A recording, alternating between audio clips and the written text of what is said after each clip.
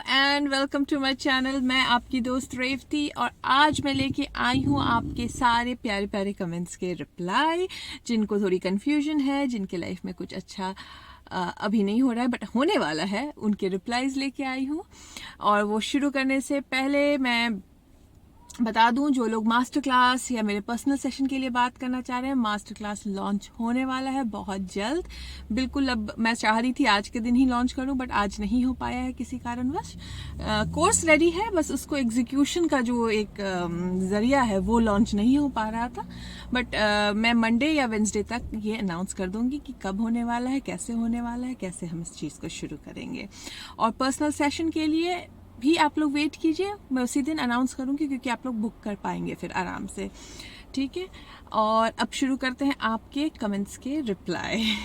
तो last session में मैंने बात की थी लॉ ऑफ अजम्पशन की, अलाइनमेंट की और लिस्ट ऑफ पॉजिटिव एस्पेक्ट्स, जिसको मैं क्लैरिफाइंग डायरी भी बोलती हूँ क्योंकि जो डायरी होती है उसमें आप क्लैरिफाई करते हैं लिस्ट ऑफ पॉजिटिव एस्पेक्ट्स लिख के। तो ये तो हो गई आपकी कल लास्ट वीडियो जो मैंने बात की थी। वो वीडियो आने के बाद बहुत सारे कमेंट आए बट एक कमेंट बहुत ज़्यादा स्टैंड आउट किया जो मैं आपसे शुरुआत करूंगी। बाकी सारे कमेंट्स के भी रिप्लाई करूंगी बट ये कमेंट सबसे पहले मैं पढ़ूंगी। मैंने उसमें बोला था कि कोई भी इंसान 24 घंटे खुश नहीं रह सकता है।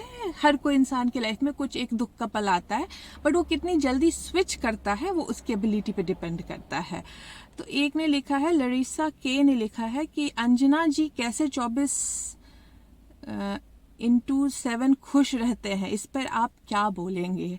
तो लरिसा, मैं आपको बोलना चाहती हूँ कि अंजना जो नहीं जानते अंजना को, कुछ लोगों ने पूछा था अंजना कौन है, तो अंजना मेरी फ्रेंड थी जिनसे मैं जब लॉ ऑफ अट्रैक्शन सीखी, अब्राहम की टीचिंग सीखी, तो मैं अंजना से मिली 1-1.5 साल बाद। तो मैंने अंजना को देखा कि उनको ज़रूरत थी उस चीज़ की, तो 1.5 साल बाद मैंने फिर उनको 1-1.5 साल बाद मैंने उनको इसके बारे में बताया था।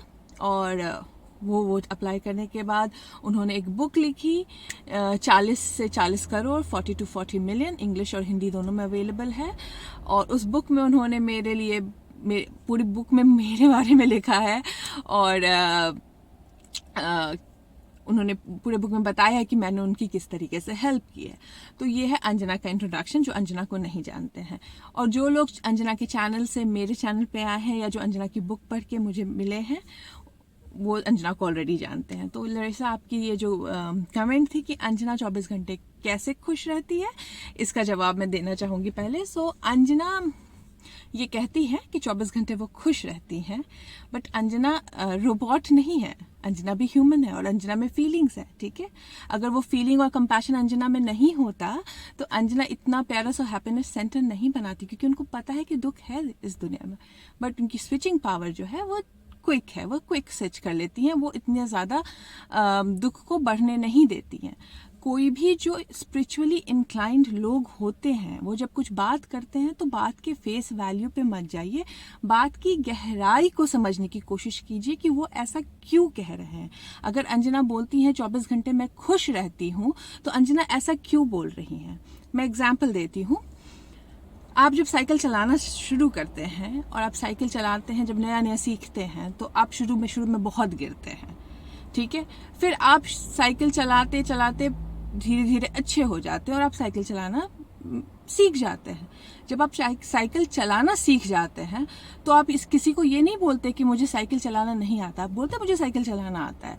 बट ऐसा तो नहीं है कि आपका एक्सीडेंट कभी नहीं हो सकता है, या ऐसा तो नहीं है कि आप कभी उस मोड़ से नहीं गुजरिएगा जहाँ आपकी बैलेंस बिगड़ेगी और आप गिर जाइएगा, या ऐसा तो नहीं होगा कि आपके टायर के नीचे कोई पत्थर नहीं आएगा और आप बैलेंस बिगड़ेगा और आप गिर नहीं जाइएगा। लेकिन आपको पता है कि अगर आप गिरोगे तो आप उठ के चलाना फिर से शुरू कर सकते हो, वो एबिलिटी आपके पास आ चुकी है। तो आप बोलते हो कि मुझे साइकिल चलाना आता है, मैं साइकिल से नहीं गिरती हूँ। वही चीज अंजना ने बोला। अंजना को पता है कि अगर कुछ ऐसा उनके मन लायक नहीं हुआ, बिकॉज क्या होता है, जो अलाइंड लोग होते हैं उनके लाइफ में कॉन्ट्रास्ट प्रॉब्लम के रूप में नहीं आता है, उनके लाइफ में धीरे धीरे कॉन्ट्रास्ट क्वेश्चन के रूप में आता है और उनको वो अर्ली स्टेज में ही पकड़ लेते हैं, और जब अर्ली स्टेज में पकड़ लेते हैं तो उस चीज़ को स्विच कर देते हैं। इसके लिए वो बोलते हैं कि मैं 24 घंटे खुश रहती हूँ। ऐसा नहीं कि उनको कोई आके अपनी दुख बीमारी बताता है तो बड़ी खुश हो जाती हैं कि अरे वाह वाह वाह, या उनकी माँ को जब हेल्थ इश्यूज़ हुआ था तो बहुत खुश थी, बट उनको ये संतोष था कि वो ठीक हो जाएगी, उनको ये विश्वास था कि वो ठीक हो जाएंगी, और उस चीज़ को बढ़ने नहीं दिया और एक्चुअली ठीक हो गई आंटी। तो ये है आपके जवाब। जो किसी की भी चैनल पे आप कुछ भी सुनते हैं तो उसके डीपर मीनिंग को समझने की कोशिश कीजिए कि वो ये 24 घंटे का वर्ड क्यों यूज कर रहा है, क्योंकि उसको पता है कि वो स्विच जल्दी कर जाता है और वो आपको इंस्पायर कर रहा है ताकि आप भी वहां पहुंचिए जहां वो है। ठीक है, अब चलिए नेक्स्ट क्वेश्चन पे आते हैं। एक ने लिखा है, ma'am I want to change my skin colour into fair, clean and clear, how can I change my believe. देखिए, जो वेट कम करना चाहते हैं, जो हाइट बढ़ानी चाहते हैं, जो अपने स्किन का कलर चेंज करना चाहते हैं, आप लोगों को अपनी बॉडी में कुछ भी चेंज करना है तो मैं आपसे एक बहुत डायरेक्ट बात करने वाली हूँ। आप किसी भी चीज को चेंज इसके लिए करना चाहते हैं क्योंकि आप उसमें कमी देख रहे हैं, और जब तक आप उसमें कमी देखिएगा वो चीज नहीं बदलेगी और उल्टा बढ़ती चली जाएगी। आपको खुद से प्यार करना होगा। अगर मैं आपसे बात करूं तो आपको स्किन कलर क्यों चेंज करना है? दुनिया में इतने तरह के स्किन कलर के लोग हैं। आप ये बोलना चाह रहे हैं कि आपका जो करंट स्किन जो आपको ऊपर वाले ने दिया है वो खराब है? अगर आपको अपने अंदर कमी दिखती है तो वो कैसे बदलेगी? ये बिलीफ ही गलत है आपकी कि आपको मतलब आपको ये चेंज करना है, अपने स्किन का कलर चेंज करना है क्योंकि आपको अपना स्किन का कलर खराब लग रहा है। वरना आप देखिए तो एक से एक हीरोइन के कलर डार्क हैं, एक से एक हीरोइन गोरी होते हुए भी सुंदर नहीं दिखती है। तो ये मैं आपको, I am not talking out of it, Dzire आई है तो पहले खुद को प्यार करना सीखिए। वही मैं वेट के लिए भी बोलती हूँ, आप पहले अपने बॉडी से प्यार कीजिए, वरना कितने भी डाइट कीजिएगा कोई भी डाइट काम नहीं आएगा। क्योंकि डाइट जो है, साइंटिस्ट हर साल एक नया डाइट आता है, कभी इंटरमिटेंट फास्टिंग आती है, कभी कीटो आता है, कभी कुछ आता है, बट जो लोग कर करके छोड़ भी देते हैं वापस वहीं आ जाता है क्योंकि कहीं ना कहीं उनके अंदर बिलीफ है कि वो सुंदर नहीं है, या उनकी बॉडी खराब है, या उनकी बॉडी में उनकी लिमिटिंग बिलीफ है कि उनका थायराइड है, इसके लिए बढ़ रही है। तो कहीं ना कहीं पहले आपको अपने अंदर काम करना पड़ेगा। आप जो खाते हैं वो खाने में से पहले आपका अगर ये इमोशन है कि इसको खाने से मैं मोटी हो रही हूँ तो आप खाओगे तो मोटी होगे आप। अगर आप उसको ये समझ के खाओगे कि ये मेरे बॉडी में जाके नरिश करेगा तो आपको वो नरिश करेगा, वो आपको मोटा नहीं करेगा।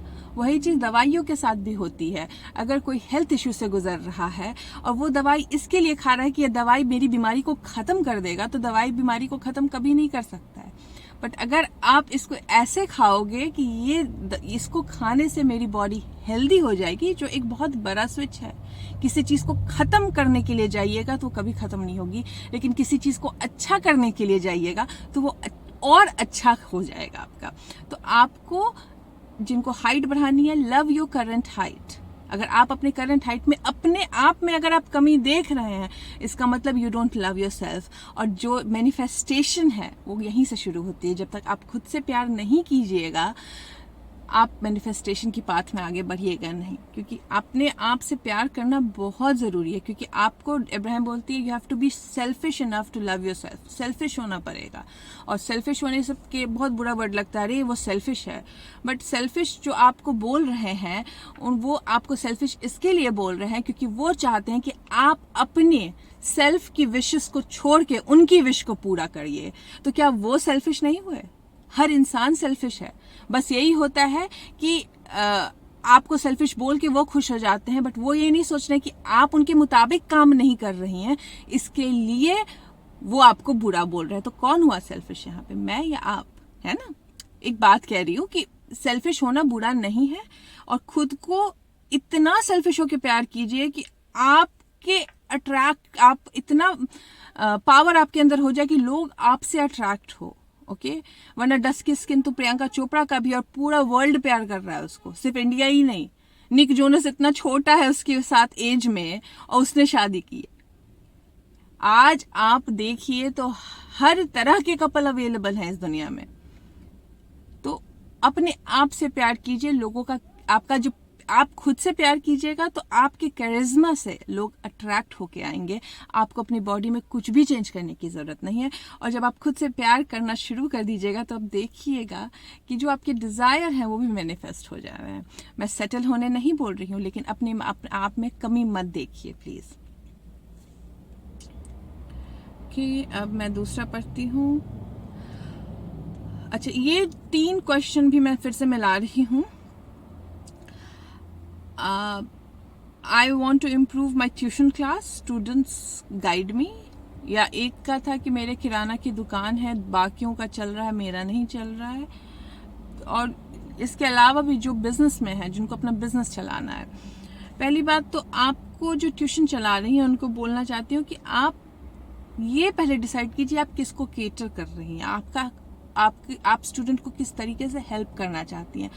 आप स्टूडेंट को इसके लिए हेल्प करना चाहते हैं क्योंकि आपको लगता है कि उनको हेल्प की ज़रूरत है, या आप उनको इसके लिए हेल्प करना चाह रही हैं क्योंकि आपको लगता है कि आप उनको और इंस्पायर कर सकती हैं।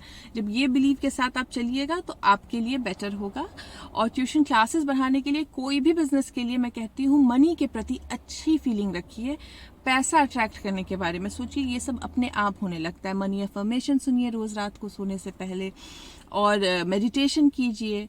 और किसी भी डिज़ायर को बहुत जल्दी और बहुत ज़्यादा ज़रूरी है मेरे लिए मैनिफेस्ट होना, ये फीलिंग से हटा दीजिए। जब कैजुअली लीजिएगा तो चीज़ें हो जाती है। जब बहुत ज़्यादा इंटेंसिटी लगा के किसी चीज़ को मैनिफेस्ट करना चाहिएगा तो क्या होता है, नेगेटिव इमोशन अटैच हो जाता है उस चीज़ के साथ।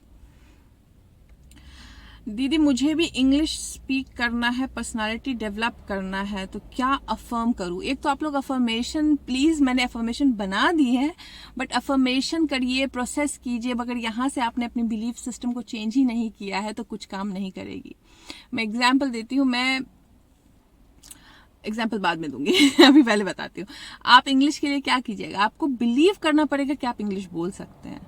ठीक है, आप अगर ये बिलीव कर सकते हैं कि दुनिया में हर कोई इंग्लिश बोल सकता है तो आप क्यों नहीं बोल सकते हैं? इंग्लिश एक लैंग्वेज है जो हर कोई सीख सकता है कि नहीं? मैं बिहार के सरकारी स्कूल से पढ़ी हुई लड़की हूँ, आज ऑस्ट्रेलिया में जॉब कर रही हूँ, इंग्लिश बोलती हूँ तभी जॉब कर रही हूँ, और अच्छे बैंक में जॉब कर रही हूँ।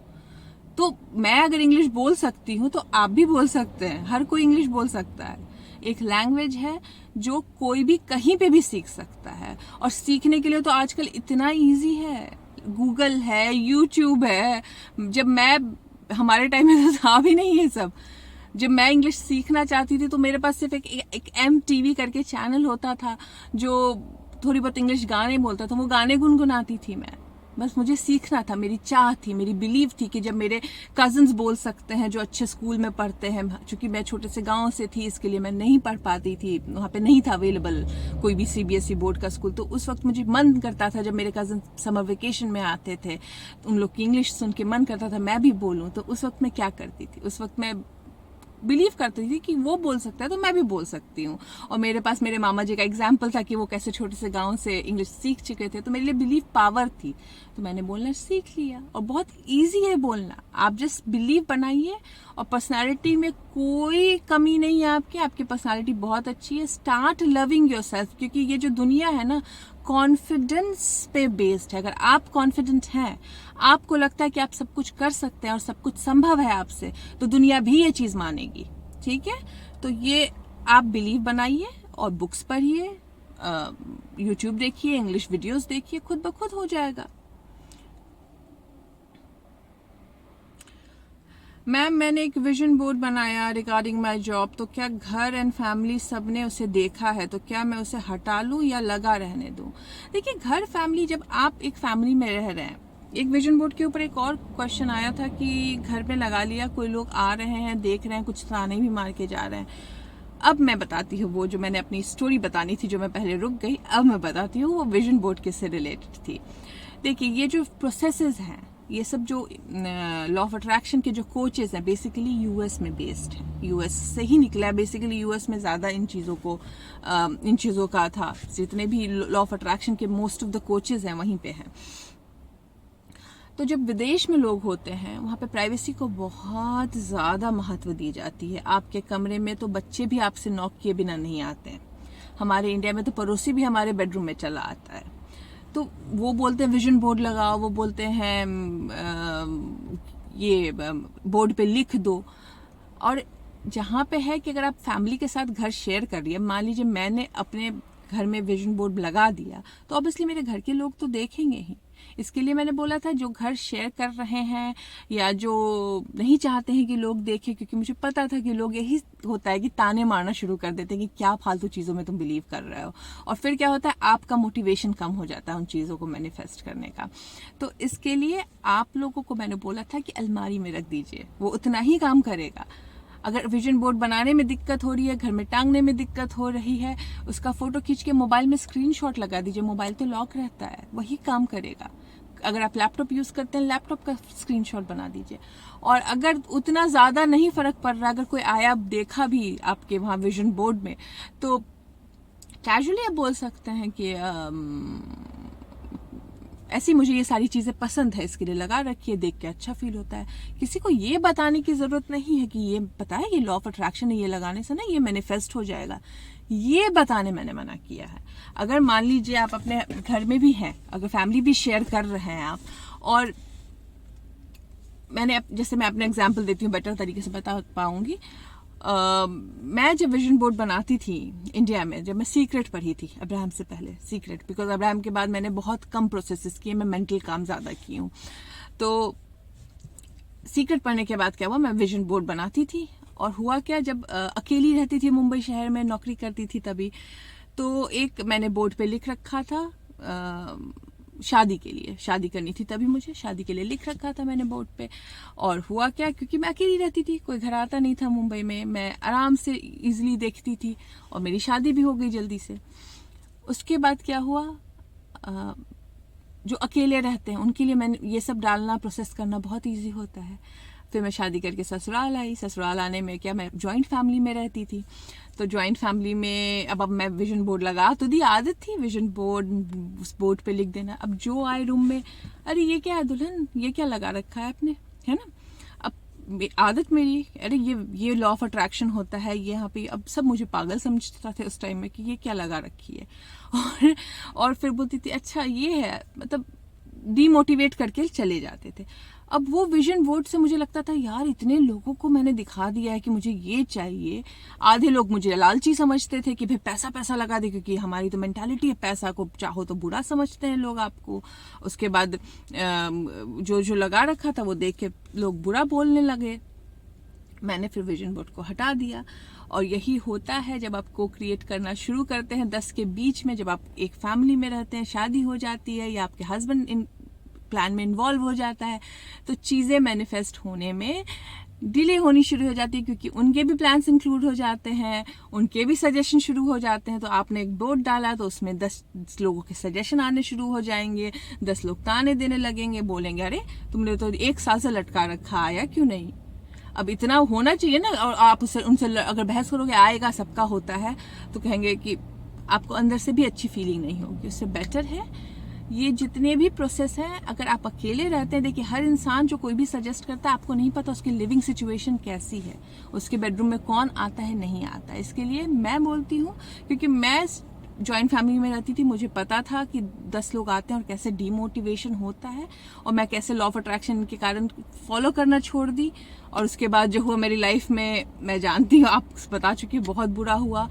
उसके बाद फिर मैं कैसे इब्राहिम से मिली और वापस मैंने शुरू किया, बट इस बार मैं प्रोसेस नहीं कर रही थी।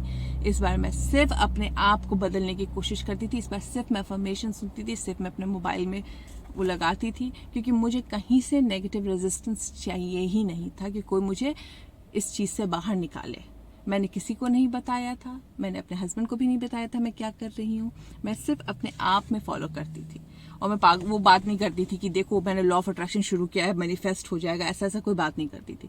हो जाएगा, मुझे अंदर से विश्वास था, मुझे किसी को प्रूफ देने की ज़रूरत नहीं थी।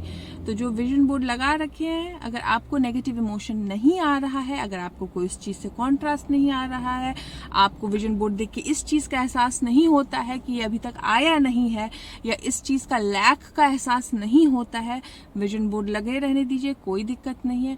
जिन लोगों को विजन बोर्ड या बोर्ड पे लिखी चीज़ों को देख के लैक का एहसास होता है कि अरे ये नहीं आया है, इस चीज़ का का एहसास होता है, प्लीज़ विजन बोर्ड हटा दीजिए, ये आपके लिए काम नहीं कर रहा है। क्योंकि उस चीज़ को देख के अगर आपको ये लग रहा है, ये if it is a constant reminder that it is not manifesting, then it is not working for you. मतलब अगर आपके लिए ये कॉन्स्टेंट रिमाइंडर दे रहा है कि ये तुम्हारे लाइफ में अभी तक नहीं आया है, तो ये आपके लिए काम नहीं कर रहा है। विजन बोर्ड इसके लिए मैं बोलती हूँ, जब आप अच्छे इमोशनल स्केल में चले जाए, जब आपको लॉ ऑफ अट्रैक्शन पे विश्वास हो जाए और आपका विश्वास कोई डगमगा नहीं सके, तो विजन बोर्ड काम करता है। और इसके लिए डायरी ज़्यादा काम करती है क्योंकि वो प्राइवेट होती है, कोई नहीं पढ़ सकता आपकी डायरी, है ना। आप मोबाइल पे कुछ लिख के रख सकते हैं। और जिनको कोई दिक्कत नहीं हो रही है, कोई परेशान नहीं कर रहा है, मान लीजिए कोई फैमिली में सब कोई वैसे ही है, लॉ ऑफ अट्रैक्शन फॉलो करने वाले, तो बहुत ही अच्छा है, मज़ेदार है, लगाए रखिए, कोई दिक्कत नहीं है। अब एक ने लिखा था कि उन्होंने बिजनेस सबको बता दिया कि बिजनेस खोल लिया है, अब सब उनसे पूछ रहे हैं और रिजल्ट हुआ नहीं, और अब सब उनसे पूछ रहे हैं तुम्हारे बिजनेस का क्या हुआ। तो अब तो वो तो आपने बता ही दिया लोगों को, वो तो हो ही गया, फियर ऑफ फेलियर तो आ ही गया, अब लोग पूछते हैं। तो अब मैं आपको इस सिचुएशन में कहूँगी, आप मेडिटेशन कीजिए, 1 महीने का जो मैंने प्रोसेस बता रखा है, वीडियो ऑलरेडी अपलोडेड है, वो प्रोसेस कीजिए और अपने बिजनेस को आप ब्लेस कीजिए कि थैंक यू, जो हो जहाँ हो, जितना ही तुम मुझे कमा के दे रहे हो, नहीं भी दे रहे हो तो भी आई लव यू, बिकॉज तुम्हारे थ्रू मेरा एक डिज़ायर था कि मैं अपनी बिजनेस कर सकूं। कुछ लोग वो भी नहीं कर सकते हैं, कुछ लोग सोचते ही रह जाते हैं, एक्शन लेने की भी हिम्मत नहीं होती। आपने तो वो किया है ना। तो अपने आप को बीट अप मत कीजिए कि आपका बिजनेस फेल हो रहा है, अपने आप को इनकरेज कीजिए कि आपका बिजनेस चल रहा है। अच्छा, मैं भूल गई, मैंने दुकान वालों की भी बात की थी और मैंने आधी बात तो बता दी और आधी बात बताई नहीं, सॉरी, मैं अभी बता रही हूँ। तो आप जब दुकान चलाते हैं, आप जब ये देख रहे हैं कि बगल वालों का चल रहा है और मेरा नहीं चल रहा है शॉप, तो कहीं ना कहीं आप नेगेटिव इमोशन दे रहे हैं। पता नहीं चलता है, आप कुछ गलत नहीं कर रहे, इंसान है, नजर जाती ही है, ठीक है। तो इस सब्जेक्ट में मैं कहूँगी अपना सर बिल्कुल सैंड में, जैसे घोड़ा होता है ना, वो लगा लेता है कि नहीं इधर देखना है, नहीं इधर देखना है। अपनी दुकान पे देखिए, और जितने कस्टमर आते हैं उसको देख के उतनी ही खुशी होनी चाहिए जैसे मतलब आपकी दुकान पे 1000 कस्टमर आ रहे हैं, ठीक है। अगर आपकी दुकान पे एक दिन में 1000 कस्टमर आके सामान खरीद के जा रहे हैं या 2000 कस्टमर सामान खरीद के जा रहे हैं, तो कैसी खुशी होगी आपको। आपको हर एक कस्टमर के आने पर वैसी खुशी होनी चाहिए। वो कुछ सामान खरीदे तो डबल खुशी होनी चाहिए। अगर उसको सामान कुछ नहीं खरीदे, मान लीजिए होते हैं कुछ देख के चले जाते, नहीं खरीदते, तो भी आपको खुश होना पड़ेगा। आप कहेंगे कोई बात नहीं, एटलीस्ट उसने मेरी दुकान में तो आया, उसने मेरे दुकान में आके दुकान तो पता चला उसे, है ना। वो खुशी रखिए। और अगल बगल वाले का चल रहा है नहीं चल रहा है, उससे आप ध्यान देना बंद कर दीजिए। आप सिर्फ 15 दिन क्या आसपास हो रहा है उस पर ध्यान नहीं देके सिर्फ अपने दुकान पे जाइए, वहां बैठिए, जो आ रहे हैं उनको ब्लेस कीजिए, थैंक यू बोलिए मन ही मन, और खुश होइए जब वो आपके दुकान पे आए। और आप देखिए 15 दिन में आपकी दुकान की सेल बढ़ती है कि नहीं। लेकिन अगर आसपास वालों की सेल देखती रहिएगा तो फिर आपकी दुकान में हमेशा लैक रहेगी, क्योंकि उनको देख के आपको यह एहसास हो रहा है कि आपके पास नहीं है। तो आप जो बिजनेस शुरू कर चुकी हो, नहीं चल रहा है, जहां है वहीं पे प्यार कीजिए, उसी बिजनेस को ब्लेस कीजिए, बिजनेस वहीं से चलने लगेगा। जो ट्यूशन पढ़ा रही हैं अपने बिजनेस को वहीं ब्लेस कीजिए, स्टूडेंट्स को ब्लेस कीजिए, जो स्टूडेंट आए उनसे प्यार से बात कीजिए, हर स्टूडेंट को थैंक यू बोलिए, हर स्टूडेंट को मन ही मन थैंक यू बोलिए, मुंह पे मत बोलिए, मन ही मन थैंक यू बोलिए। उनको पढ़ा रही हैं इस चीज़ की खुशी कीजिए, क्योंकि आप नॉलेज इम्पार्ट कर रही हैं, आप किसी को इंस्पायर कर रही हैं। तो आप चाहिए तो डायरी बना सकती हैं, list of positive aspects why you want to run tuition चला के आपको क्या क्या खुशी मिलती है, वो सब लिख सकती हैं। दुकान चला के आपको क्या क्या खुशी मिलती है, आप वो लिख सकती हैं। आपने अपना बिजनेस नहीं बताया है आयशा, आपकी जो भी बिजनेस है वो चलाने का आइडिया जब आपके पास आया था तो आपने क्या क्या सोचा था, वो भी लिख सकती हैं। उसकी 10 एस्पेक्ट लिखनी है, पैसा नहीं लिखना है। पैसा किसी भी बिजनेस का एस्पेक्ट नहीं होना चाहिए क्लैरिफाइंग डायरी में। उसके अलावा क्या क्या चीज आपको इंस्पायर करती है वो लिखिए। जैसे मैंने यूट्यूब के लिए जो क्लैरिफाइंग स्टेटमेंट्स दिए थे, आपने लास्ट एपिसोड में देखा होगा, एक जगह पैसा नहीं था, क्योंकि पैसा मेरा मोटिव था ही नहीं। मेरा मोटिव था लोगों की हेल्प करना। तो जब आपका मोटिव सिर्फ पैसा कमाना नहीं है, आपका मोटिव कुछ और सर्विस प्रोवाइड करना है, तो आपको अपने आप रास्ते खुलते दिखेंगे। जो शॉप चलाते हैं वो कैसे हेल्प करते हैं लोगों की। आज कोविड में पता चलता है कि जब घर में सामान नहीं होता तो सामान लेके आना कितनी बड़ी चीज़ है कि नहीं। तो किराना स्टोर कितना हेल्पफुल था इस कोविड के दौर में। उस चीज़ की लोगों को तो आपने बहुत बड़ी सर्विस प्रोवाइड की। लोगों के घर में खाने का सामान पहुंचा रही हैं, लोगों के घर में आप ज़रूरत की चीज़ें पहुंचा रही हैं, तो आप कहीं ना कहीं सर्विस का काम कर रही हैं। आप लोगों को पढ़ा रही हैं, ये कितनी बड़ी सर्विस है ना। तो अच्छी अच्छी चीज़ें लिखिए उन चीज़ों के बारे में। मैम मैं क्या एक साथ हाउस एंड जॉब मैनिफेस्ट कर सकती हूँ? रॉक ऑन आपको मैं बोलती हूँ कर सकते हैं, बहुत तो कर भी लेते हैं, एक साथ 4 चीज़ें मैनिफेस्ट कर लेते हैं। मैं पर्सनली नहीं करती हूँ, मैं एक चीज़ पे फोकस एक टाइम पे करती हूँ, क्योंकि मुझे वो फोकस करती हूँ तो जल्दी हो जाता है। 4 चीज़ पे फोकस कीजिए तो होती है थोड़ी, क्या होती है, आपका अटेंशन जिस पे ज़्यादा होगा वो पहले आएगी, फिर दूसरे पे होगी वो बाद में आएगी। तो ज़बरदस्ती का डिले हो रहा है। जो चाहिए वो पहले फोकस कर लीजिए। पहले जॉब ले लीजिए, जॉब अगर हो जाएगी उसके बाद घर ले लीजिए, या घर पहले चाहिए बाद में नौकरी करनी है तो वो कर सकते हैं। बट कोई भी चीज़ तभी मैनिफेस्ट होती है जब आपको बिलीव होता है कि आपको वो मिल सकती है। बिलीव पावर होना बहुत ज़रूरी है। ओके, एक क्वेश्चन है। Dear Revathi ji, I want to share something with you. My only son is now 18 years and tremendous changes in his behavior. Also not preparing for his 12th exam. He didn't respond anything I said. He said, I don't respect you. I don't love you. Being a single mother, it is very difficult for me. Please help me, guide me how to take him in the way to success. Either he used to say that he wanted to study in IIT. Please help me. Thank you so much, lots of love and blessings to your family. देखिए, जो बच्ची का as है 18 साल, ये आपके मन में है कि बच्चे टीनेज कहीं ना कहीं होता है। ये मैं क्यों स्माइल कर रही हूँ, क्योंकि ये इशू एक बहुत क्लोज फ्रेंड के साथ भी हुई थी, जिनको मैं गाइड कर रही थी। उनकी बेटी थी, उनको बचपन से था कि भाई बच्चे टीनेज में जाते हैं और बदतमीज़ हो जाते हैं। और वो हमेशा सोचती थी, वो बात ही ऐसे करती थी, मैं I am dreading for the day कि ये टीनेज में जाएगी और फिर मेरे से बदतमीजी करेगी। वो ऐसी बात ही करती थी। वही हुआ, जब वो टीनेज में गई तो वो ड्रेड कर रही थी, तो वही चीज़ हुई। जिस चीज़ से आप डरिएगा तो वही होगी। तो वही हुआ, वो परेशान होना शुरू कर दी। मुझे फ़ोन करती थी, रेवती क्या करूँ मैं, मेरा लॉ ऑफ अट्रैक्शन नहीं फॉलो हो पा रहा है, इसके कारण ऐसे बदतमीज़ी करती है, वैसे बदतमीज़ी करती है, मेरा खून खौल जाता है, मैं कैसे ठीक करूँ। और बच्ची इतनी प्यारी, मैंने तो कभी उसको देखा ही नहीं बदतमीजी करते हुए। बच्ची इतनी प्यारी। तो मैंने उनको भी बोला था, इसके लिए आपको भी बता रही हूँ, पहले तो आप अपने बच्चे में ना कमी देखना बंद कीजिए। आप सारे बच्चे ना बिल्कुल सही होते हैं। वो ऐसा क्यों बोल रहा है आप ये समझिए। अगर वो ये बोल रहा है I don't love you, that mean he doesn't love himself. बच्चा जब खुद से नफरत करने लगता है ना, जब उसको प्रेशर फील होने लगता है ना, जब उसको ये फील होने लगता है कि अरे मेरे ऊपर बहुत जिम्मेदारी आने लगी है, या खुद से किसी चीज़ पे नेगेटिव होने लगता है ना, तो वो किस पे निकालेगा ना। माँ सबसे इजी वेंट आउट की तरीके होते हैं। और बच्चे क्या है, बहुत सारे उनके कंडीशन होते हैं, बाहर कंडीशन अलग होता है, स्कूल में बुली होते हैं बच्चे, बहुत कंडीशन से गुजर रहे होते हैं इस टाइम में। प्रेशर मत दीजिए। IIT करता है बहुत अच्छा, नहीं करता है तो भी बहुत अच्छा। उसको यही बोलिए कि मैं तुमको अनकंडीशनल प्यार करती हूँ। तुम मुझसे प्यार करोगे या नहीं करोगे तो भी मैं तुमसे प्यार करूँगी। तुम IIT करोगे या नहीं करोगे तो भी मैं तुमसे प्यार करूँगी। तुम लाइफ में कुछ बनोगे या नहीं बनोगे तो भी मैं तुमसे प्यार करूंगी, क्योंकि मेरा प्यार इन कंडीशंस पे डिपेंड नहीं करता है।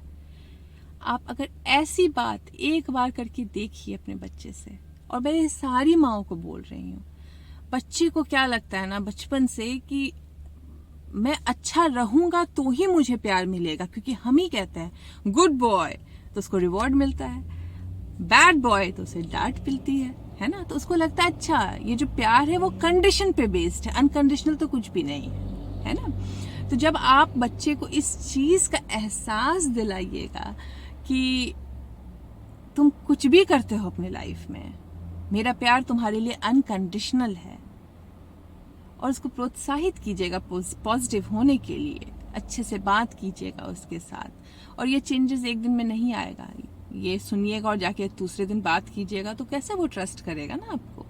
ये आपको बोलना भी है, आपको सोचना भी है, उसकी कमियों को नहीं देखना है, उसकी अच्छी क्वालिटीज को देखना है। और हर कोई किसी भी सब्जेक्ट पे अगर बुरा सोच रहा है किसी दूसरे इंसान के लिए, मैं सबको बोलती हूँ उस इंसान के लिए पॉजिटिव एस्पेक्ट्स लिखिए, आपकी सोच बदल जाएगी उस इंसान के प्रति।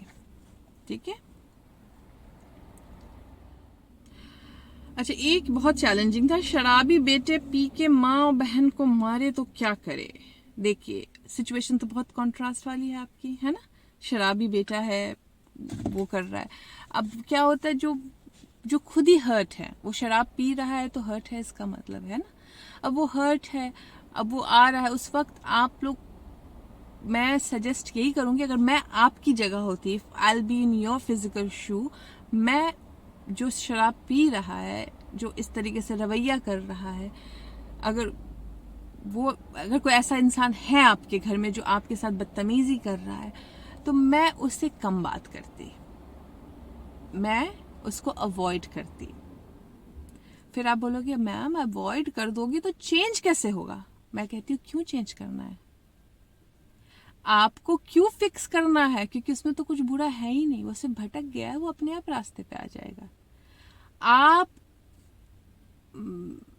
उसको फिक्स कर, जो चीज ब्रोकन है उसको फिक्स करने जाइएगा तो वो और टूटेगी, और उस चीज को छोड़ दीजिए जहां है। मैंने बहुत से अल्कोहलिक को रास्ते पे आते देखा है, बहुत से ऐसे लोग जो ड्रग्स में थे वहां से बाहर आके परिवार संभालते देखा है। छोड़ दीजिए, अनकंडीशनल लव देने की कोशिश कीजिए।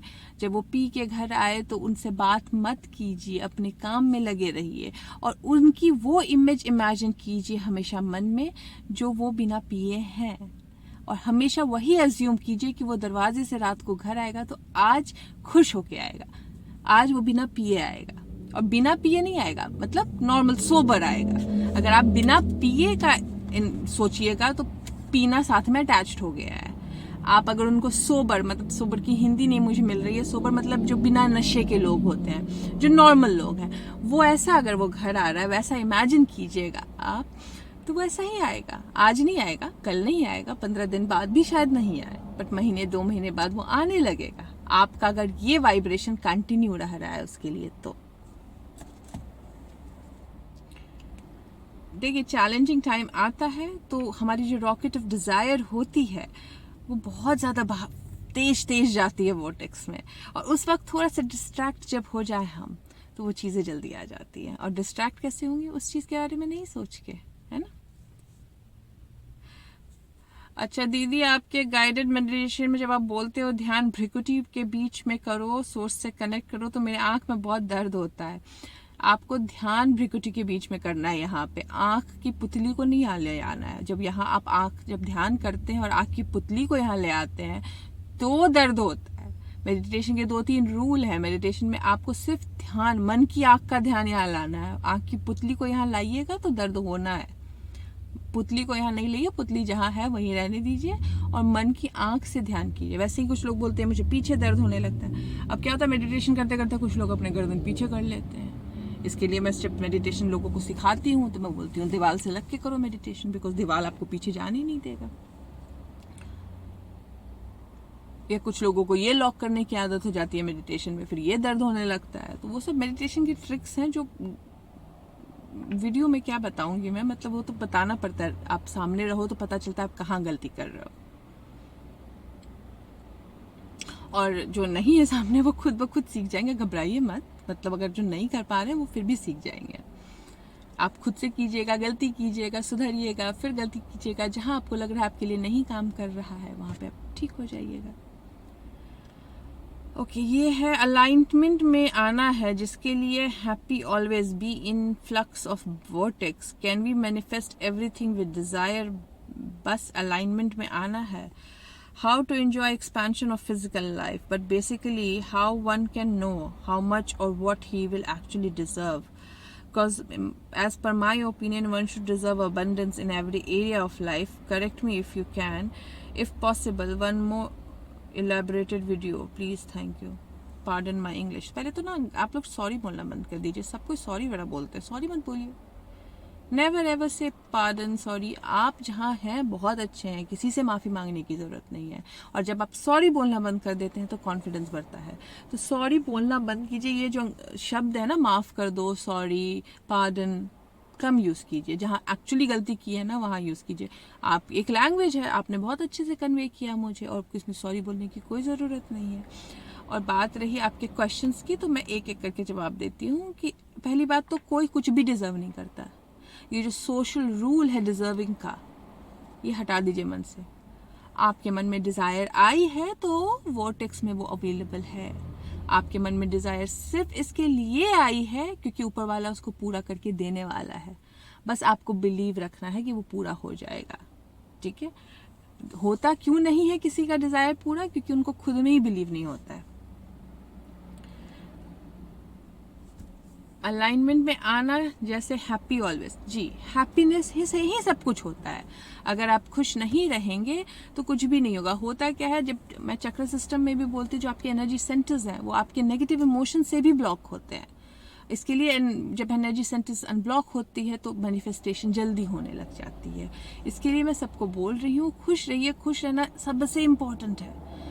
खुश रहना, मेडिटेशन करना, और ग्रैटिट्यूड का मतलब होता है लोगों को थैंक यू बोलना, दिल से थैंक यू बोलना, हर चीज को थैंक यू बोलना, और दिल से थैंक यू फील करना। सिर्फ बोलना ही नहीं है, मुंह से आप नहीं भी बोलिए और आप फील कर रहे हैं ना, वो बहुत है। और डिजर्व कोई कुछ नहीं करता है। और शायद मैंने ये काफी पुरानी थी, 2 ही दिन पुरानी है, sorry. How to enjoy expansion of physical life। Okay, physical life का एक्सपेंशन क्या होता है? आप बच्चे थे, बच्चे से बड़े हुए, आपने वैरायटी ऑफ लाइफ एंजॉय किया ही है। इसी को अब्राहम बोलती है एक्सपेंशन ऑफ फिजिकल लाइफ। वरना जो नॉन फिजिकल तो आप ऑलरेडी थे ही, आप एंजॉय तो कर ही रहे थे। आपको वैरायटी चखनी थी ना लाइफ की, आपने वैरायटी लेने के लिए आई, वही आपका एक्सपेंशन है। अगर कोई बुरा समय बीतता है किसी का तो कुछ सिखा कर जाता है, वो जो सिखाया है वो आपका एक्सपेंशन है। आपको कोई अच्छा समय आया है आपकी लाइफ में तो वो भी कुछ सिखा के जा रहा है। जब आपने सीखा वो आपका एक्सपेंशन है, क्योंकि आपका दिमाग बढ़ रहा है, आपके एक्सपीरियंस बढ़ रहे हैं, आपका तजुर्बा बढ़ रहा है, वही एक्सपेंशन ऑफ लाइफ।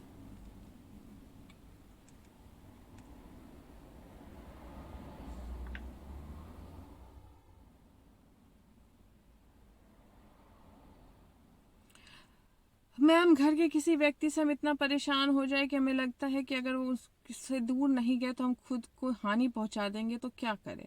तो अलग हो जाइए।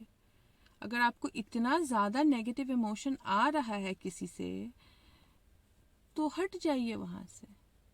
अगर नहीं हट सकते हैं तो मेंटली हट जाइए। अगर मैं आपको, जो मुझे नहीं जानते हैं, मैं एक अनजान आदमी को फ़ोन करके ये बोलूं कि तुम बहुत बेकार आदमी हो और मैं तुमसे आज के बाद कभी बात नहीं करूंगी, वो कहेगा ठीक है मत करो, रख देगा फ़ोन, सोचेगा भी नहीं 2 मिनट बाद मेरे बारे में। हाँ, ये ज़रूर वंडर करेगा कौन पागल थी, फ़ोन किया। अगर यही चीज़ मैं अपने किसी रिश्तेदार को फ़ोन करके बोलूँगी तो वो परेशान हो जाएगा, है ना, क्योंकि वो मुझे जानता है ये ऐसा क्यों बोल रही है। जब आपको इतना ज़्यादा नेगेटिव इमोशन कोई दे रहा है कि आप खुद को सेल्फ हार्म तक ले जा रही हैं, पहली बात तो किसी को इतना पावर दीजिए मत। ये ज़िंदगी आपकी है और आपको किसी को पावर देने की ज़रूरत नहीं है। और कोई इतना ज़्यादा नेगेटिव इमोशन दे रहा है तो हट जाइए वहाँ से। मैं कहूँगी कि कोई क्यों गाली दे रहा है उस तह तक जाने की कोशिश कीजिए, क्या रीज़न है, क्यों ऐसा बोल रहा है। अगर नहीं आपको रीज़न समझ में आ रहा है, बहुत ज़्यादा क्लटर है अभी, तो उस जगह से हट जाना बेटर है। नहीं हट सकते हैं, रहना मुश्किल है, लेकिन हट भी नहीं सकते। बहुत सारे सिचुएशन होते हैं जहाँ सास बहू में नहीं बनती है, फिर भी रहना पड़ता है।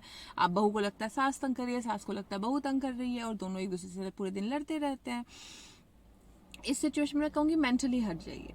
वो जो बोल रहे हैं, नहीं बोल रहे हैं, कान में सुनने की ज़रूरत नहीं है, ठीक है। उनको पागल समझिए। अगर कोई पागल आदमी आपको 4 गाली दे के जाएगा तो क्या आप उसको रिएक्ट करोगे? पागल समझ के छोड़ दोगे ना। आपको ये समझना होगा कि वो आदमी बहुत दुखी है वो इंसान इतना दुखी है कि उसको दूसरे को जब तक दुखी नहीं कर दे उसको चैन नहीं आएगा। तो जो इतना ज्यादा दुखी है उस पर आप क्या गुस्सा करोगे ना, है ना, और उसको पागल समझो। जो हट सकते हैं हट जाइए। इतना ज्यादा अगर आपको कोई नेगेटिव इमोशन दे रहा है तो हाउ विल यू सर्वाइव? अब नहीं सर्वाइव कर पाओगे ना। फिर इसके लिए आप या तो अलग हो जाओ या तो मेंटली अलग हो जाओ। लेकिन ये भी बोल देती हूँ, वहां से भागिएगा तो ये नहीं है कि आपकी लाइफ बहुत ज्यादा मेजर चेंज आ जाएगा। क्योंकि आप जब जिस इंसान से भाग रही हैं, जिस इमोशन से भाग रही हैं, जिस परेशानी से भाग रही हैं, आप वही वाइब्रेशन लेके जा रही हैं दूसरी जगह।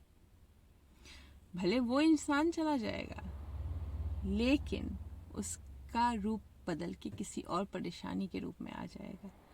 निकलना है, अलग होना है तो पहले थोड़ा वाइब्रेशनल क्लीन कीजिए अपने आप को, मेडिटेशन कीजिए, मत ध्यान दीजिए, पॉजिटिव चीज़ें ढूंढने की कोशिश कीजिए उस इंसान में, और उस इंसान को समझिए बहुत दुखी और बहुत हर्ट है और उसके हर्ट को समझने की कोशिश कीजिए। जब आप थोड़ा भी उस इंसान के प्रति पॉजिटिव हो गए हैं तब मूव आउट कीजिए, तब आपको लगेगा। और होता क्या है, जब जैसे ही आप पॉजिटिव होते हैं ना, वो इंसान अपने आप एक्सपीरियंस से चला जाएगा। और अगर नहीं जा रहा है और फिर भी उसका बिहेवियर भी नहीं चेंज हुआ है और वो नहीं भी जा रहा है तो कहीं ना कहीं आप भी नेगेटिव है उस इंसान के प्रति। तो खुद में भी गलती ढूंढने की कोशिश कीजिए। क्या होता है, लोग जस्टिफाई कर लेते हैं और अपनी गलती नहीं ढूंढते हैं। तो गलती दोनों की होती है, खुद में ढूंढ के देखिए अपनी गलती। यूएस से वीज़ा रिजेक्ट हो गया था, 3 टेक्निक भी किए लॉ ऑफ अट्रैक्शन की, क्या हुआ समझा नहीं, मैं फिर से अप्लाई करने जा रही हूँ, मुझे सजेस्ट कीजिए इस टाइम क्या करूँ।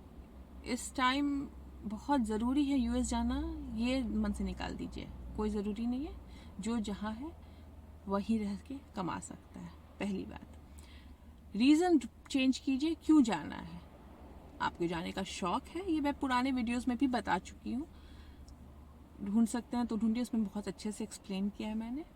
तीसरा, पॉजिटिव रहिए, मेडिटेशन कीजिए, और जो रिजेक्ट हो गया उस पर ध्यान मत दीजिए, जो होने वाला है उस पर ध्यान दीजिए।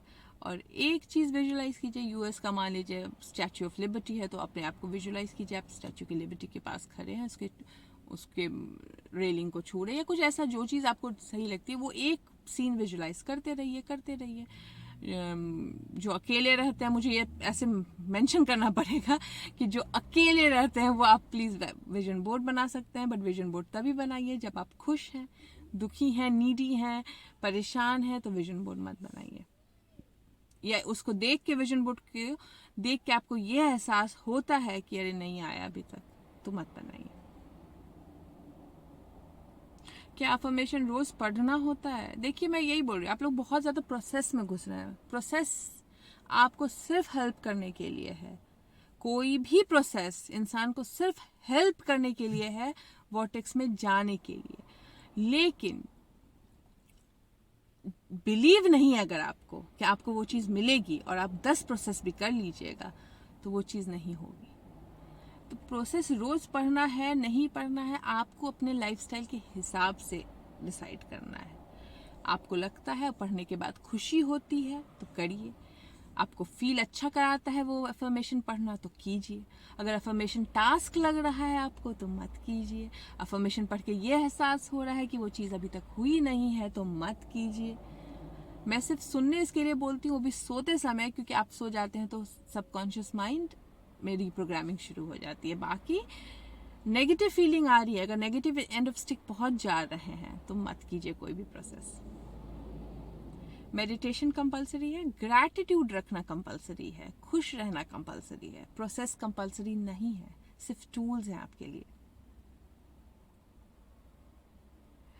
ओके, ये मैम मैं गवर्नमेंट बैंक की प्रिपरेशन कर रही हूँ, मैं विजुलाइजेशन करनी है, 1 साल से विजुलाइजेशन कर रही हूँ, कुछ तो हो नहीं रहा है, मुझे पता नहीं क्लैरिटी और क्या चीज़ करूँ। विजुलाइजेशन मैंने आपका जवाब भी दे ही दिया है, खुश रहिए, बहुत ज़रूरी लग रहा है तो वो नहीं होगा, कैजुअली लीजिए चीज़ों को, ठीक है, होगा तो भी अच्छा है, नहीं होगा तो भी अच्छा है। मैं हर हिसाब से खुश रहूँगी, मैं अपनी खुशी को कंडीशन पे नहीं बेस्ड करने वाली हूँ। I want to start one restaurant for my husband. I want to start bakery business. Suggest कीजिए क्या करूं? जो आपकी इच्छा हो, कभी भी अपने लाइफ के डिसीजन दूसरे के सजेशंस पे मत कीजिए, वरना मैं 2012 में ही आ गई होती ऑस्ट्रेलिया। मैं उस वक्त अपने लाइफ के डिसीजन दूसरों के सजेशन पे बेस्ड करके नहीं आई थी। तो अपने लाइफ की डिसीजन है, डिज़ायर आपके अंदर आई है और आपको जो सही लगता है आप कीजिए। और जो कोई भी गलत या सही बिजनेस नहीं होता है, आपका बिलीव जिस बिजनेस में होगा वही बिजनेस चलेगा, ठीक है। तो आपको जो अंदर से सही लगता है वो कीजिए।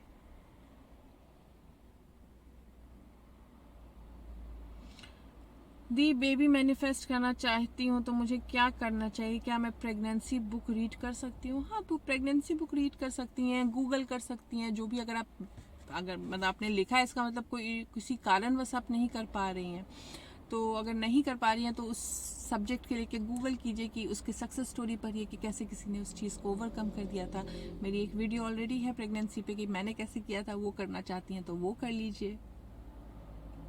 How to manifest desire life partner please बताए। रोज़ मेडिटेशन करती हूँ, ग्रैटिट्यूड वॉक करती हूँ, और क्या करूँ? कुछ मत कीजिए, चिल मारिए, रिलैक्स कीजिए, और जल्दी जल्दी चाहने की ज़रूरत नहीं है। आप जहाँ हैं बहुत अच्छे से हैं। जब ये आप लोगों पे के अंदर में ये इत्मीनान आ जाएगा ना कि आने वाला है, तो आ जाएगा। जल्दी चाहिए, नहीं आ रहा है, ये सब सोचिएगा ना तो फिर दिक्कत होती है। मेडिटेशन कर रही हैं, भरोसा रखिए। ग्रैटिट्यूड वॉक कर रही हैं, भरोसा रखिए, और हैप्पी रहिए और चिल्ड आउट रहिए। जो चाहिए सब मिलता है। एक मेरी फ्रेंड थी, मैं आपको बताती हूँ, उसका अफेयर चल रहा था किसी लड़के के साथ। उस लड़के उसको उस वक्त वो शायद वाइब्रेशनली वहाँ नहीं थी, और लड़के की शादी हो गई। बहुत रोई, बहुत परेशान हुई वाइब्रेशनली। उसको लगा कि चला गया, बट उसके बाद भी उसकी चाह खत्म नहीं हुई थी कि वो शादी कर भी लिया तो भी चाहती थी वापस आ जाए मेरे पास। वो होता है ईगो। उसको लगता है मुझे छोड़ के किसी दूसरे से कैसे शादी कर लिया।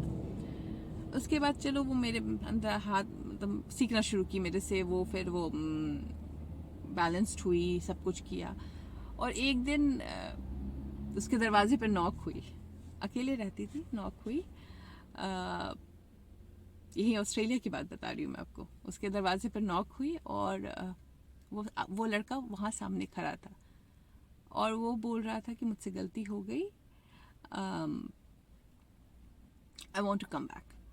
और पता उस लड़की ने क्या किया? उस लड़की ने उसको अपने रूम घर से निकाल दिया और मुझे आके बोली, पता है रेवती, मेरा सिर्फ ईगो था। वो जब आके मेरे दरवाजे पे ये बोला कि I want to come back, I want to leave my wife, मैं अपनी वाइफ को छोड़ के तुम्हारे पास वापस आना चाहता हूँ, तो मेरा ईगो सेटिस्फाई हो गया। और उसके बाद मुझे वो नहीं चाहिए था एक्चुअली। जब तक वो मुझे नहीं मिल रहा था तब तक मुझे चाहिए था, और जब जैसे ही वो मुझे मिल गया, मेरे दरवाजे पे आ गया और मेरा ईगो सेटिस्फाई हो गया, मैंने उसे धक्के मार के निकाल दिया। और वो बंदा उसको हर दिन फ़ोन करना शुरू कर दिया, परेशान करना शुरू कर दिया। वो फिर धीरे धीरे चला गया। बट वही होता है, जब आप खुद से प्यार करने लगते हैं, जब आप अलाइंड होते हैं, तो आप में एक अलग सा करिश्मा होता है। जब आपके एनर्जी सेंटर्स क्लीन होते हैं तो आप में एक अलग सा करिश्मा होता है जो लोगों को अट्रैक्ट करता है। और तब आप डिसाइड कर सकते हैं कि आपको ये सच में चाहिए या ईगो बोल रहा है आपका। ये सिर्फ इसके लिए चाहिए क्योंकि मिल नहीं सकता है।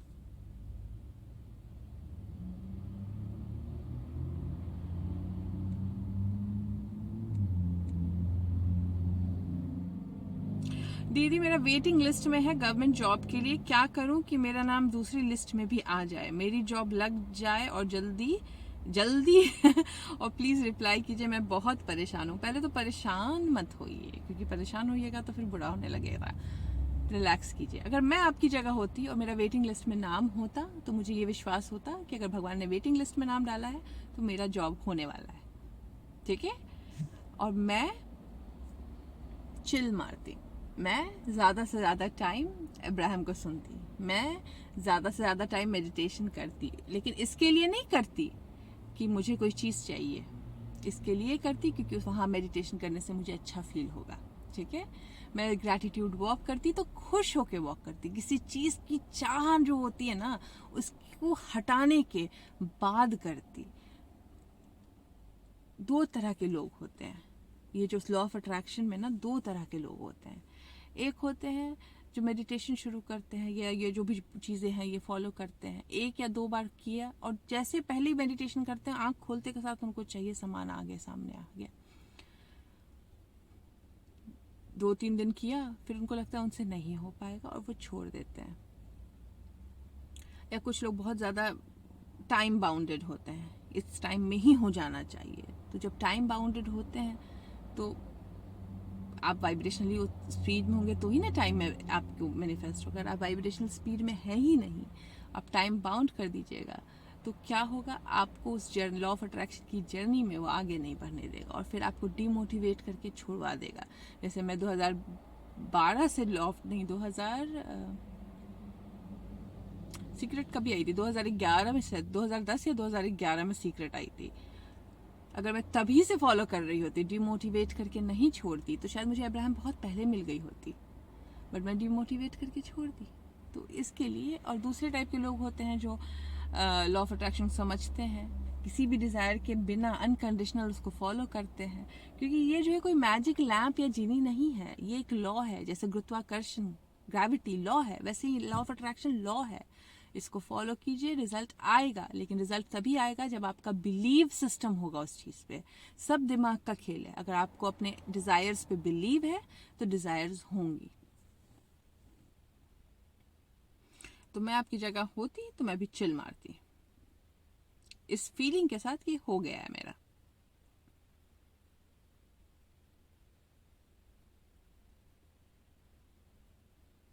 एक ने लिखा था कि मेरी पेरेंट्स मुझे अलाउ नहीं कर रहे हैं शादी करने के लिए। देखिए, आपके पेरेंट्स आपको अलाउ नहीं कर रहे हैं शादी करने के लिए, बट आपको फोर्स भी नहीं कर रहे हैं किसी और से शादी करने के लिए।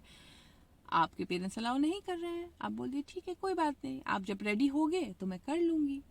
और खुद को खुश रखने की कोशिश कीजिए, अपनी लाइफ, अपने आप को डिस्ट्रैक्ट कीजिए, सिर्फ शादी पे फोकस मत कीजिए और थोड़ा समय दीजिए। रिलेशनशिप को भी समय दीजिए, जल्दबाजी में मत कूदिए रिलेशनशिप में, समय दीजिए, उस इंसान को समझने की कोशिश कीजिए। पेरेंट्स मना कर रहे हैं, ठीक है, आज नहीं तो कल मान जाएंगे, ठीक है। पेरेंट्स कोई भी अपने बच्चे से के खुशी से बढ़ के कुछ नहीं चाहता। हाँ, इंडिया में थोड़ा समाज वमाज आ जाता है बीच में, लेकिन फिर भी आज समय बदल रहा है। अगर पेरेंट्स रेडी नहीं है तो रेडी हो जाएंगे।